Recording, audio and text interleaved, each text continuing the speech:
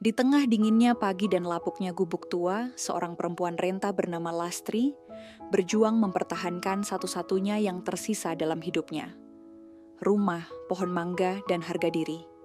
Ketika kekuasaan datang hendak menggusur dengan dalih pembangunan, Lastri berdiri melawan. Bukan dengan kekuatan, tetapi dengan keberanian yang lahir dari luka dan kebenaran. Di balik api yang membakar atapnya, meledaklah gelombang solidaritas yang mengubah kisahnya menjadi simbol perlawanan rakyat kecil. Namun siapa sangka, dari reruntuhan itu justru tumbuh harapan dan sejarah baru. Dan dari perempuan yang dulu dianggap tak berarti, lahirlah suara yang membuat seluruh negeri tak bisa lagi menutup mata. Penasaran bagaimana ceritanya? Langsung saja kita simak cerita ini. Dan jangan lupa subscribe, share, dan like channel Okti Story. Silahkan komentar pendapat kalian ya. Pagi itu, angin dingin menyusup lewat celah-celah papan gubuk yang sudah lapuk, menghembuskan udara yang menggigit hingga ke tulang. Di dalam gubuk kecil itu, seorang perempuan tua bernama Lastri duduk bersila di atas tikar usang. Matanya yang keriput memandang keluar jendela yang pecah. Namun sorotnya bukan sekadar melihat, melainkan menenggelamkan diri ke masa lalu. Pohon mangga, kamu masih ingat saat aku menanammu dulu. Suaranya serak, namun penuh kehangatan yang tak lekang oleh waktu. Pohon mangga tua itu berdiri kokoh di halaman. Ranting-rantingnya menjulur seperti pelukan terakhir dunia yang ia kenal. Ia menjadi saksi bisu perjalanan hidup Lastri. Dari kebahagiaan, kehilangan, hingga perjuangan yang tak pernah usai. Seekor kucing pincang bernama Kopi melompat ke pangkuannya. Lastri mengusap kepala kucing itu dengan tangan gemetar. Tangan yang dulu kuat, kini dipenuhi keriput dan goresan waktu. Kopi adalah satu-satunya makhluk yang tersisa dalam hidupnya. Teman setia yang tak pernah pergi. Gubuk itu bukan sekadar tempat berteduh, melainkan benteng terakhir dari dunia yang sering menolaknya. Di balik setiap retak kayu dan genting yang bocor, tersimpan cerita tentang cinta, pengkhianatan, dan harapan yang belum mati. Tiba-tiba, suara mesin kendaraan mengusik keheningan pagi itu.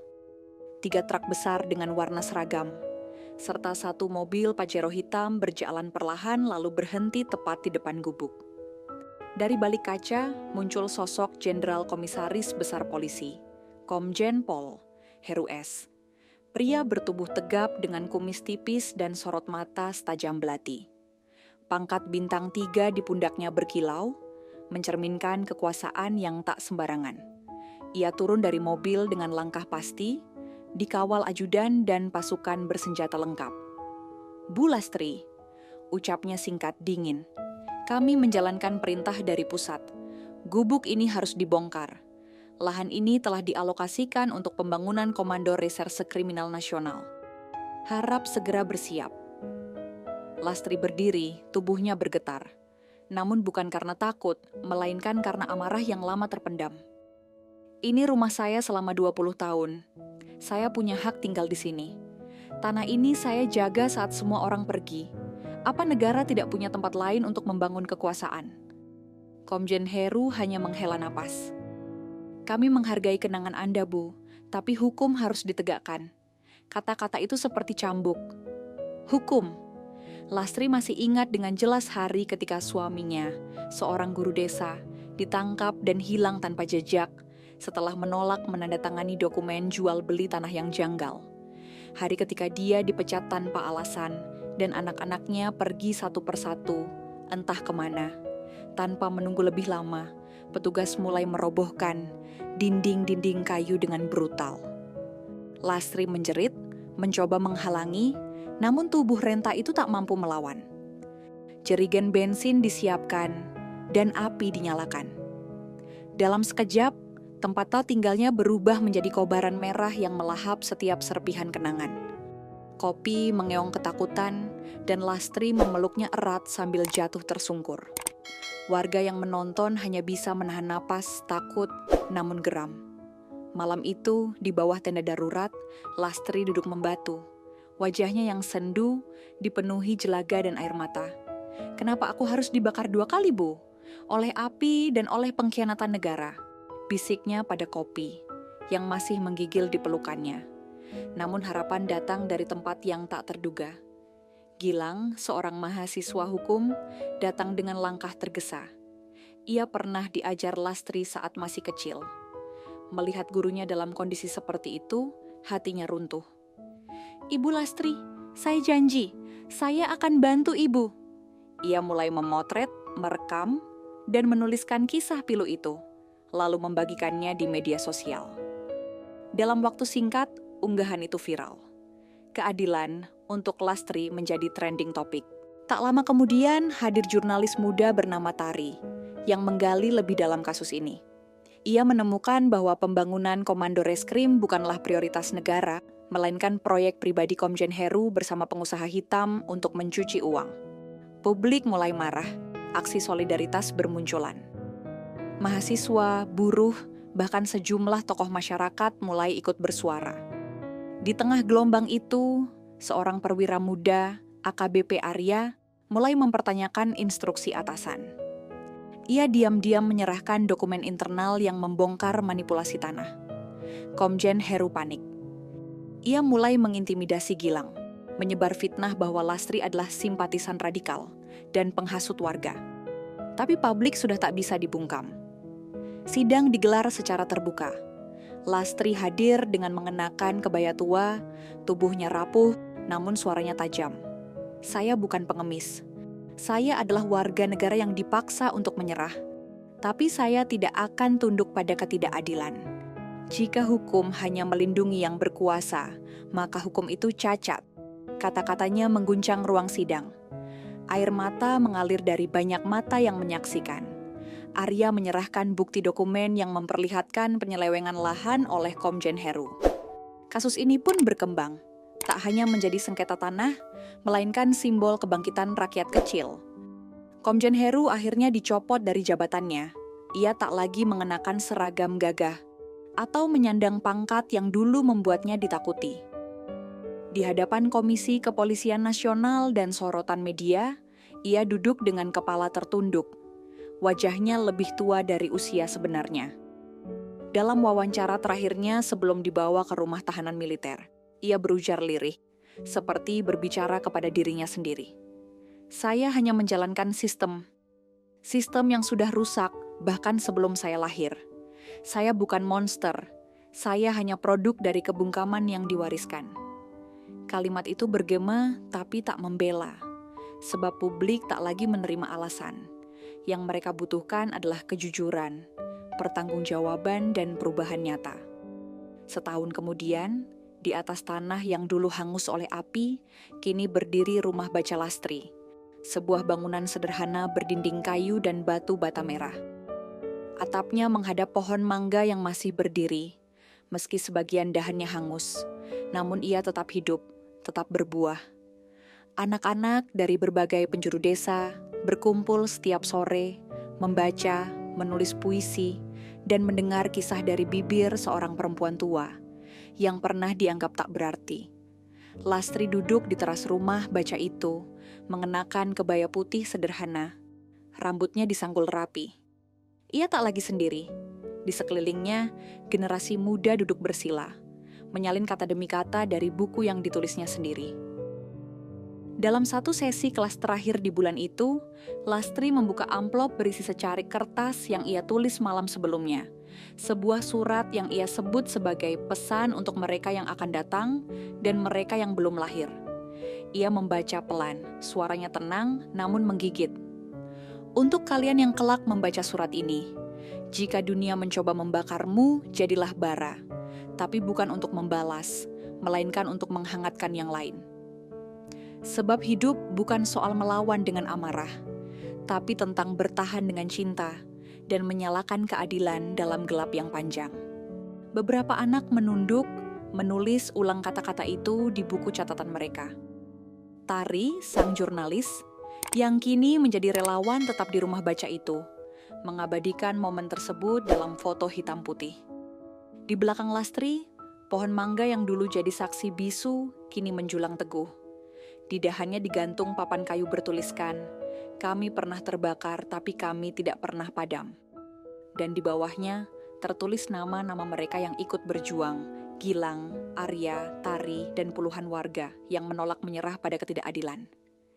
Kini, setiap tahun di tanggal yang sama saat gubuk itu dibakar, desa menggelar malam bara.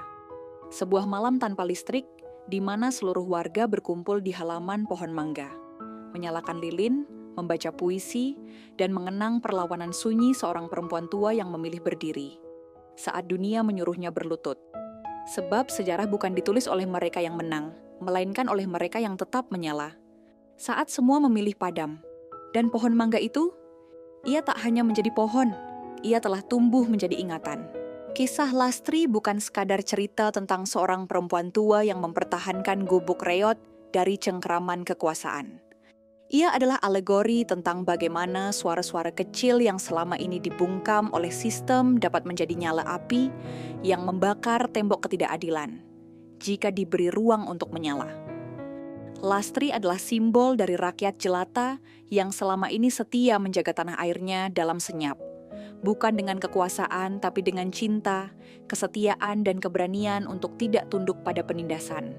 Gubuknya yang rapuh, kucing pincangnya yang setia, serta pohon mangga yang tumbuh di halaman rumah menjadi metafora tentang hidup yang sederhana, namun bermakna.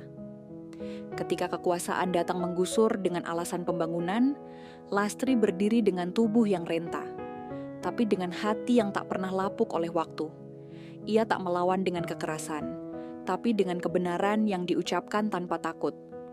Dari sini kita diajarkan bahwa keberanian bukanlah milik orang muda atau kuat semata, tetapi milik mereka yang bersedia mengatakan tidak pada ketidakadilan, bahkan ketika dunia memaksa mereka untuk diam.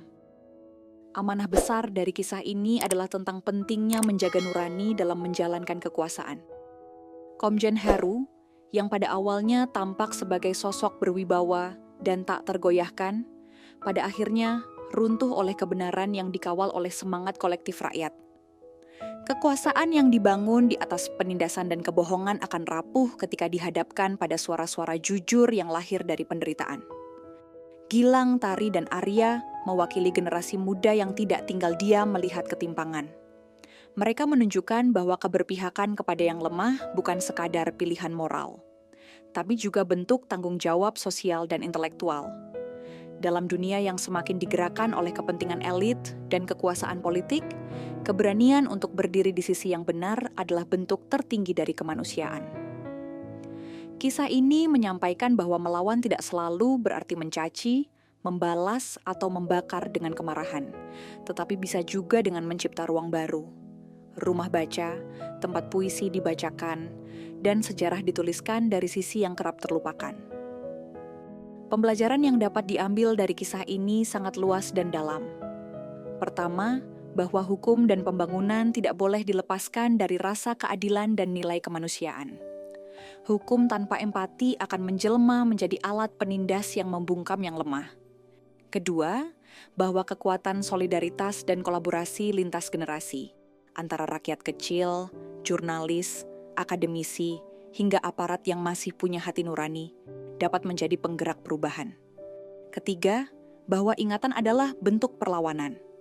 Rumah baca Lastri, pohon mangga yang tetap tumbuh, dan peringatan malam bara setiap tahun adalah cara untuk memastikan bahwa tragedi tidak dibungkam. Dan bahwa suara Lastri akan terus hidup bahkan ketika ia sudah tiada.